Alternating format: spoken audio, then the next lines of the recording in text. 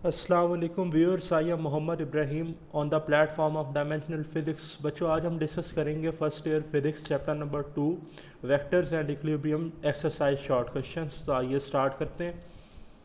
First बच्चों, हमारे पास शॉर्ट क्वेश्चन है, define the terms unit vector, position vector and the components of a vector. लेकिन सबसे पहले बच्चे यूनिट वेक्टर क्या होता है। A vector whose magnitude is 1 in a specific direction is called unit vector. तो देखें, यूनिट वेक्टर को हम रिप्रेजेंट करते हैं a with cap letter. Mathematically इसे हम लिख सकते हैं a cap letter is equal to a vector divided by its magnitude. अच्छा, आप डायग्राम में देखें तो एक्स एक्सिस पर बच्चों यूनिट वेक्टर आई यूनिट वेक्टर होता है, वाई पर जे, ठीक इसी तरह जी एक्सिस पर हमारे पास के यूनिट वेक्टर। नेक्स्ट बच्चों, position vector, a vector which describe the position और location of a point with respect to some reference point, जिसे हम ओरिजिन कहते हैं बच्चों, तो इसे हम कहते हैं पोजीशन वेक्टर। तो आप देखें, पोजीशन वेक्टर टू डायमेंशनल हमारे पास होता है r is equal to x i unit vector plus y j unit vector. Why in case of space three dimensional r is equal to x i unit vector plus y j unit vector plus z k unit vector. तो आप diagram में भी देख रहे हैं कि ओ एक position vector है जिसकी हॉरिजेंटल एक्सिस के मुताबिक जो पोजीशन है वो 2 है, जबकि वर्टिकल एक्सिस में आप देख रहे हैं जो इसका पॉइंट है वो कोऑर्डिनेट हमारे पास 3 लिया गया है। तो ये डायरेक्शन भी बता रहा है, पोजीशन भी, इससे आपको पता चल रही है। नेक्स्ट बच्चों, हमारे पास है component of a vector. Component of a vector is the effective value of a vector in a given direction. First of all बच्चों, आप देखें कि इफेक्टिव वैल्यू होती क्या है। इसमें आप देखें कि एक डायग्राम है जिसमें मैग्नीट्यूड m है और m के दो कंपोनेंट्स हैं, एक horizontal component m cos theta और एक vertical component m sin theta. तो किसी भी वेक्टर के वो दो परपेंडिकुलर कंपोनेंट ही उसके इफेक्टिव कंपोनेंट या कंपोनेंट्स ऑफ अ वेक्टर कहलाते हैं। तो देखें, the component of a vector which are perpendicular to each other are called rectangular component. In xy plane, component of a vector along x-axis is called x component or horizontal component, while the component of a vector along y-axis is called y component or vertical component. Next बच्चों, हमारे पास short question है, the vector sum of three vectors give a zero resultant, what can be the orientation of the vectors. देखिए, तीन vectors हैं, वो क्या कहता है कि इनका सम जीरो, तो इनकी ओरिएंटेशन क्या होता है। कहता है vector sum of three vectors is zero, then vector are arrange in the form of triangle. When three vectors are arrange by head to tail rule configuration in a triangular geometry, तो आप देख सकते हैं बच्चों, tail of first vector is joint with the head of third vector. Diagram में आपके सामने है, तो जो रिजल्टेंट होगा वो होगा a plus b plus c that's equal to a null vector. Question number 3 बच्चों, हमारे पास है vector a lies in x y plane.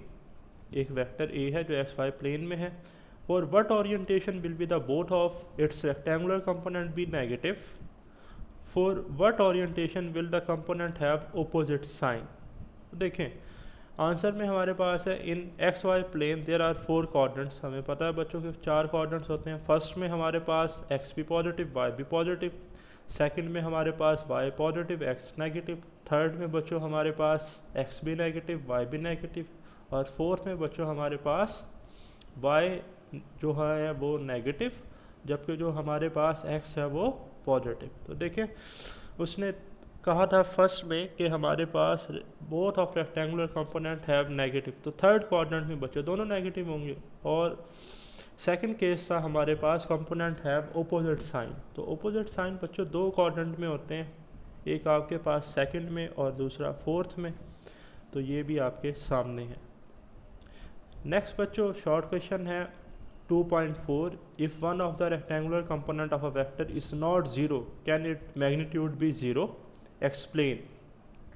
No बच्चों, देखो सबसे पहले तो आप इस डायग्राम को देखें कि वेक्टर ए है और उसको दो उसके म्यूचुअली परपेंडिकुलर कंपोनेंट्स में रिजॉल्व किया गया, ए एक्स और ए वाई। तो पाइथागोरस थ्योरम से बच्चों जो इसका मैग्नीट्यूड है वो हम कैलकुलेट कर सकते हैं, a is equal to under root a x square plus a y square.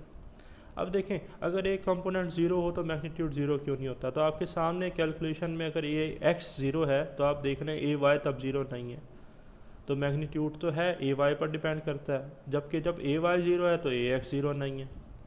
तो वेक्टर का मैग्नीट्यूड कभी भी ज़ीरो नहीं होगा जब उसका एक कंपोनेंट ज़ीरो। वेक्टर का मैग्नीट्यूड बच्चों तब ज़ीरो होगा जब उसके तमाम कंपोनेंट्स ज़ीरो हो।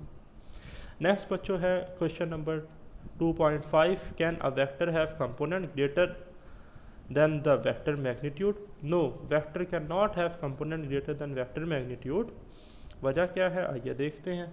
तो देखें, आपने ये पढ़ा फार्मूला ए एक्स का, हॉरिजेंटल कंपोनेंट का, a x is equal to a cos theta. A x जो होता है बच्चों को हमारे पास होता है ए कॉस थीटा का मैग्नीट्यूड, और हमें पता है कि जो कॉस की वैल्यू है कॉस थीटा की वो लेस देन और इक्वल टू 1 होती है। तो जब हम इसे यहाँ पुट करते हैं तो बच्चों ये answer less than equal to 1 आता है, जो कि मैग्नीट्यूड से कम है। तो मैग्नीट्यूड से ये वैल्यू कम है, ना कि मैग्नीट्यूड से ज़्यादा। इसी तरह आपके पास आप वर्टिकल केस में देखें, a y is equal to a sine theta similarly less than equal to 1। तो साइन थीटा जो हमारे पास है, अगर हम कहें कि ए वाई जो है वो ए के बराबर है और साथ साइन थीटा का मैग्नीट्यूड, तो वैल्यू लेस दैन ए आती है, because sine theta less than 1 है।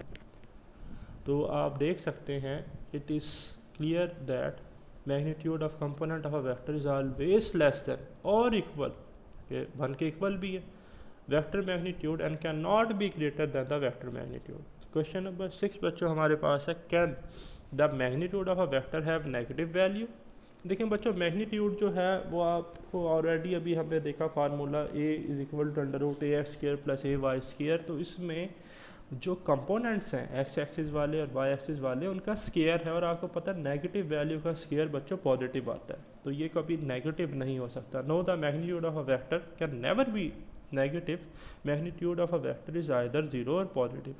मैग्नीट्यूड लेंथ भी है बच्चों, लेंथ भी आपको पता है, कभी लेंथ हमारे पास पॉजिटिव होती है, लेंथ नेगेटिव नहीं होती, ठीक। और नीचे से रीजन लिख दिया, we note that square of negative number is also positive, therefore magnitude of a vector can never be zero. Next बच्चों question 2.7, if a plus b is equal to 0, what can you say about the components of two vectors? दो vectors का बच्चों अगर सम 0 हो तो उनके components के बारे में आप क्या रिजल्ट लिखेंगे? तो देखें, दो वेक्टर हैं a प्लस बी जो कि नल वेक्टर के बराबर है। फर्स्ट ऑफ ऑल अगर मैं b को राइट साइड पर शिफ्ट करता हूँ तो वो नेगेटिव हो जाएगा। इसका मतलब है कि इन दोनों वेक्टर्स का मैग्नीट्यूड बराबर है बट इनके डायरेक्शन अपोजिट है। पहला result, corresponding components of both vectors are equal in magnitude but opposite in direction. अच्छा, अगर मैं इनके कंपोनेंट्स की वैल्यू पुट करता हूँ ए x I plus a Y J plus A Z के, तो आप देख रहे हैं इनमें अगर मैं कॉमन ले लेता हूँ एक्स एक्सिस वाले कंपोनेंट, वाई वाले, जेड वाले, तो a x plus b x i unit vector plus a y b y j unit vector, तो ये तमाम नल वेक्टर हैं। अगर ये नल वेक्टर हैं तो नल वेक्टर होता है 0i प्लस 0j। इसका मतलब है a x plus b x भी 0 है, plus a Y plus B Y भी 0 है, ए जी प्लस बी जी भी 0 है। तो इसका मतलब है sum of corresponding components of a vector is also 0। Next है बच्चों हमारे पास question 2.8, under what circumstances would a vector have components that are equal in magnitude? देखें इसका आंसर हम देखें कैलकुलेट करते हैं। The component of a vector will equal in magnitude when vector makes angle 45 degree, 135, 225 and 315 with positive x axis. तो देखें components होते क्या हैं, ए एक्स और ए वाई। आपको पता है a x is equal to a cos theta, a y is equal to a sine theta, तो दोनों का मैग्नीट्यूड बराबर होना चाहिए अगर कंपोनेंट बराबर है। तो देखें हमने लिखा हुआ a x mod is equal to a y mod, a sine theta a cos theta, तो आप देखें ए से कैंसिल और साइन ओवर कॉस बचो tan होता है। इसका मतलब tan theta is equal to 1, तो theta is equal to tan inverse 1 plus minus 1। तो आपको पता है बच्चों tan इनवर्स पॉजिटिव जो 1 है वो 45 225 पर होता है, जबकि जो नेगेटिव 1 है वो हमारे पास 135 और 315 पर होता है। नेक्स्ट बच्चों हमारे पास क्वेश्चन है 2.9, is it possible to add a vector quantity to a scalar quantity? Explain. No, it is not possible because both have different physical nature, one is scalar while other is vector. Scalar has only magnitude while vector has magnitude as well as direction. तो बच्चों scalar जो हमारे पास हैं उन्हें तो हम normal addition से add कर सकते हैं, बट जो हमारे पास वेक्टर्स क्वांटिटी हैं उनके पास तो हमारे पास स्पेशल रूल्स एंड रेगुलेशन है, तो हम स्केलर और वेक्टर को डिफरेंट फिजिकल नेचर होने की वजह से ऐड नहीं कर सकते। Can you add zero to a null vector? Same बच्चों, सेम आंसर, क्योंकि देखें जीरो स्केलर है जबकि नल वेक्टर वेक्टर है। No, we can not add zero to a null vector, zero is a scalar and can not be एक्टर to a vector because rules of addition of both are different. अच्छा, last time बच्चों paper था गालबन 2019 या 2020 का, तो उसमें question था इवनिंग के पेपर में, can you add 5 into 5 I vector? तो देखें वो यही उसकी साइकी यही थी, क्वेश्चन यही था, 5 स्केलर था, 5 आई वेक्टर। तो इस तरह एग्ज़ाम में अगर कोई क्वेश्चन आ जाता है कि 2 इंटू 2 आई वेक्टर, तो आपने कंफ्यूज नहीं होना, ठीक। तो इन दोनों के आंसर्स एक जैसे हैं। नेक्स्ट बच्चों हमारे पास है क्वेश्चन 2.11, तो आप इसमें देखें, two vectors have unequal magnitude, can their sum be zero? देखें दो वेक्टर हैं लेकिन उनके मैग्नीट्यूड अनइक्वल है, क्या उनका सम जीरो हो सकता है? No, the sum of two vectors of unequal magnitude can never be zero. बच्चों वजह क्या है? वजह यह है कि दो वेक्टर्स का सम तब जीरो होगा जब उनका मैग्नीट्यूड इक्वल हो लेकिन उनकी डायरेक्शन ऑपोजिट हो, ठीक। तो आप देख भी रहे हैं a plus b is equal to zero, we can say that a is equal to minus b vector, which means vector should be equal in magnitude but opposite in direction. Thank you to all of you for watching this video. Please like, share and subscribe my YouTube channel.